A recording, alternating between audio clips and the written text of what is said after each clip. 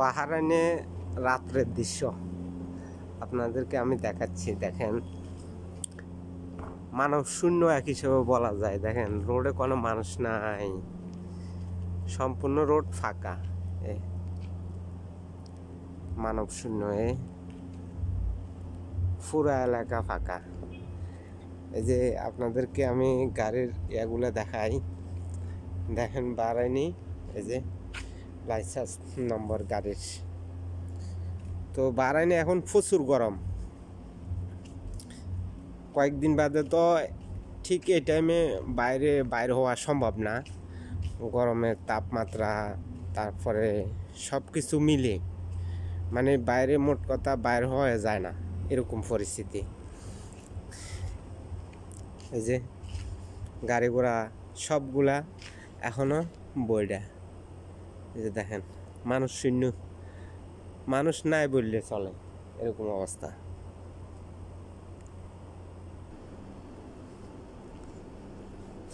এই যে বাহরাইন,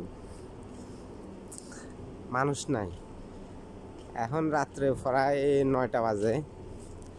যার যেমন, এটা তো হচ্ছে গ্রাম সাইড, এই কারণে মানুষ যার যেমন বাসায় চলে গেছে, এই কারণে রাস্তাঘাটে মানুষ দেখা যায় না।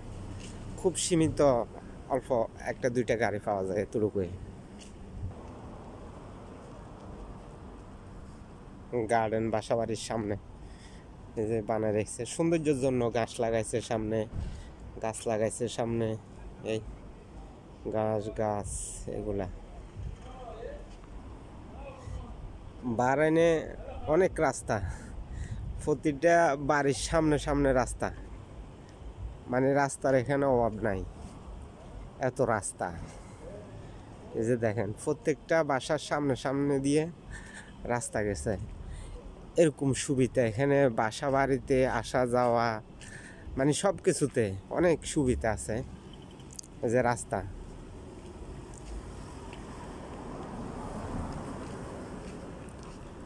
এই যে এদিক দিয়ে দেখেন রাস্তা। এটা হচ্ছে বাহরাইনের আউটসাইড, গ্রাম সাইড, এই কারণে মানুষজন কম দেখা যায় রাস্তাঘাটে। সালামু আলাইকুম, কি অবস্থা, ভালো আছেন নি? এই তো আলহামদুলিল্লাহ।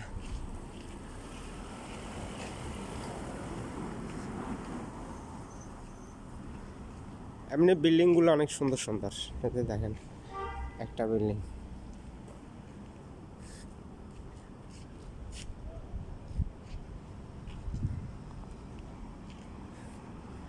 এই যে বাড়ির সামনে গাড়ি রাখার জন্য জায়গা ব্যবস্থা আছে। এখানে গাড়ি পার্কিং রাখা যায়, আবার এদিক দিয়েও গাড়ি পার্কিং এর জায়গা আছে পুরা। মানে রাস্তাগুলো অনেক বড় বড়, জায়গা অনেক বড় বড়। এই যে দেখেন, গাড়ি পার্কিং এর এইগুলো আর কি জায়গা ওরা রেখে দিছে একটা। তো এভাবে গাড়ি পার্কিং এর জন্য এই জায়গাগুলা।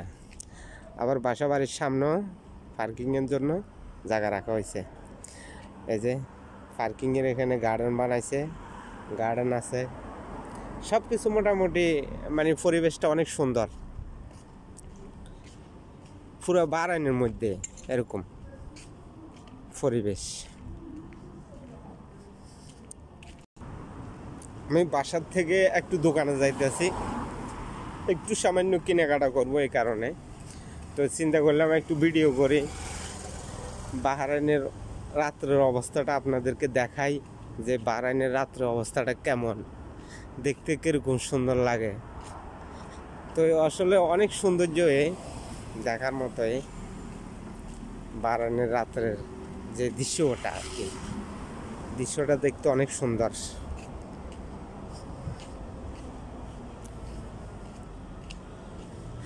আমি যেদিকে যাচ্ছি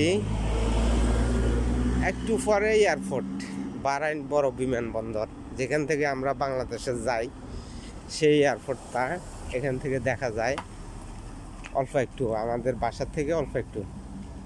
এই দেখেন কত সুন্দর বাড়ি, লাইট টাইট সব কিছু ইয়া করে রেখেছে। এখানে আবার কারেন্টের বিল একটু কম আছে, কারণ এই দেশের তেল, এই দেশের সবচাইতে বড় বিজনেস হচ্ছে যে অ্যালুমিনিয়াম। বাহরাইনে অ্যালুমিনিয়ামের অনেক উৎপাদন। এই যে বাড়ি,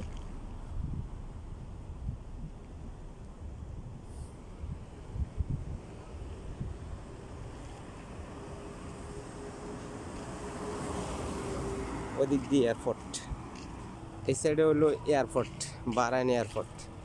ওই দিক দিয়ে ওই যে টাওয়ারটা দেখা যায়, ওই টাওয়ারটার ওখানে এয়ারপোর্ট। তা আমি যাব, ওখানে একটা দোকান আছে কুল স্টোর, তো সামান্য একটু কেনাকাটা করবো, এই কারণে যাচ্ছি। তো সবাই আমার ভিডিওগুলোতে লাইক কমেন্ট করবেন ইনশাল্লাহ। আমি আপনাদের জন্য ভালো ভালো ভিডিও দিতে চেষ্টা করব। আসলে বাহরাইনে বর্তমানে কাজের পরিস্থিতি তেমন বেশি ভালো নাই। এখানে ইন্ডিয়ানি পাকিস্তানি আসার পরে অনেক লোক সংখ্যা বেড়ে গেছে, কাজের একটু সংকট আছে বর্তমানে বাহরাইনে। তারপরেও আমরা পুরান মানুষ হিসেবে পরে আছি, তেমন বেশি আমাদেরও ইনকাম নাই। যাদের ইনকাম আছে তাদের তো আছে, আসলে সবার সমান ইনকাম নাই, কারো একটু বেশি কারো একটু কম এরকম। যেমন আমার ইনকাম মাসে খাই দেয় কোনোরকম 30,000 টাকার মতো বাংলাদেশে পাঠানো যায়, এরকমই। এর চেয়ে বেশি আর পাঠানো যায় না। কাজ কম হইলে তো টাকা পয়সা কম, কাজ বেশি হইলে টাকা পয়সা বেশি। তো আমার কাজ কম, এই কারণে টাকা পয়সাও কম। তারপর আলহামদুলিল্লাহ, আল্লাহ তাআলা যা রাখছে তাই শুকরিয়া আদায় করতে হবো, এটাই। সবাই দোয়া করবেন। এই যে আমি যাচ্ছি এই দোকানটার মধ্যে,